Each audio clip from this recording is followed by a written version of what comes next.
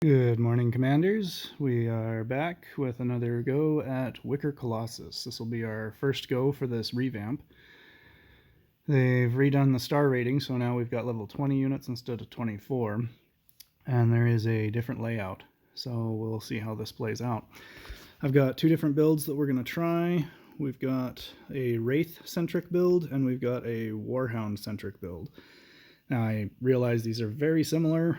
We've got two sets of direwolves in each. That's to help the Warhounds. But in the first one, we have 8 Wraiths altogether and only 6 Warhounds. In this one, we have 8 Warhounds and 6 Wraiths. So that is what we are working with. We have some power stones. We've got damage 1 on 5 of the Warhounds, and we've got damage 2 on times 2 on 2 of the Wraiths.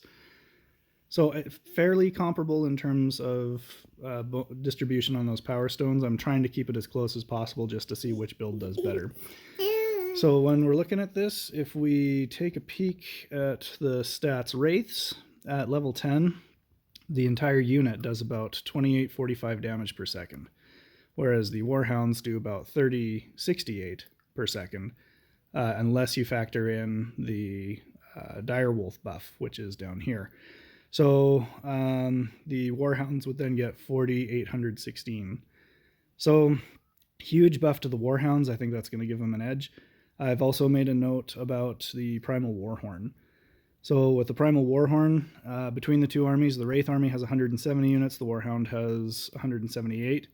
So a little bit of a difference in terms of the bonus attack power that's going to everybody.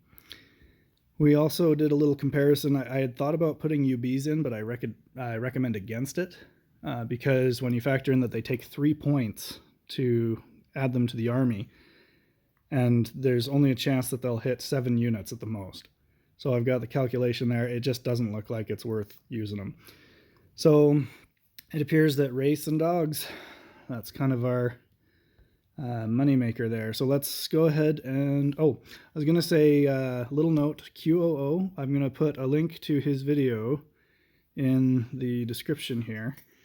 But if you take a peek at his layout, I'm going to link to it, so please go watch his video. It's really informative. This is right before he spun, when he got his final tweaks in. The things that I don't like about this, but may actually prove to be better than mine, I don't know, we'll have to see. The Risen Warriors have crap DPS, and so do the Plague Bearers.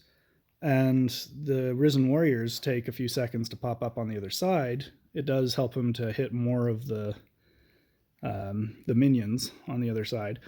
But the issue is that they just don't have very good DPS to begin with. The Plague Bearers, they take forever to get there. You'll notice it's more than halfway through the battle before most of his Plague Bearers get there. I'm not sure if he had slow on them from his last Jormag build. So that's, again, go watch his video. You can learn a lot from it. And we will go back to my setup here. The problem, again, I mentioned this, the problem that we might have with mine compared to his is congestion.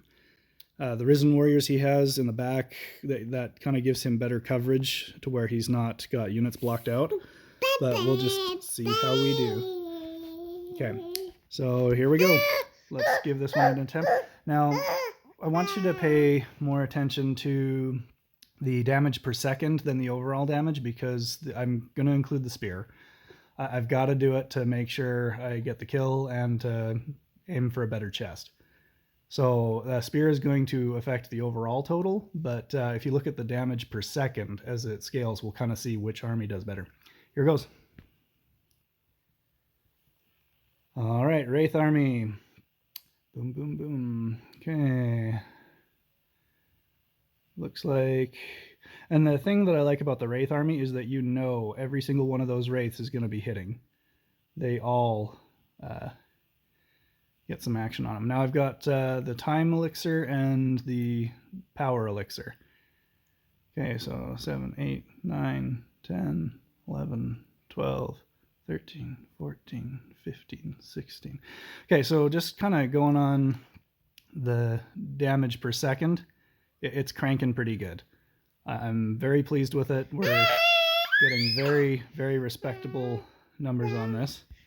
So I can skip that and try not to make my clanmate stuff public, but it's next to impossible. Okay, so that was the Wraith-centric build. We did about 6 million. You saw how the spear influenced that from time to time. Now we're going to try the Warhound-centric build. So let's give it a go. Okay, when we definitely got a heart that first time, let's see how we do this time.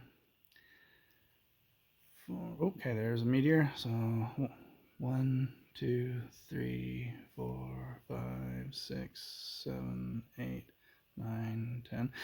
Honestly, it seems like it's about the same for the level of damage that they're able to crank out per second.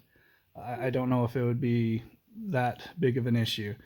Now, we're getting some really good spear procs on this one, which is going to affect the results, so this is by no means scientific. But hey, that's pretty solid. We're actually doing very well. I think the spear procs made the difference, but I think the damage per second is about the same. And admittedly, there's not that much difference between the two builds. But yeah, it seems like it shouldn't really matter which way you go. As far as QOO's builds, I don't know how to pronounce that, if it's supposed to be initials or if it's supposed to be pronounced Q. I don't know. But again, you can't argue with his results.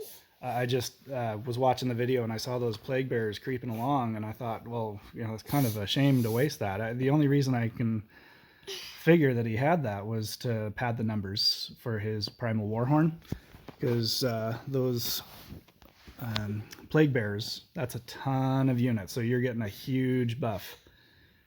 But yeah, so anyway, that's the best I've got. I will provide a link to the video that I referenced to, and we will maybe see you guys later today or tomorrow morning with some more attempts.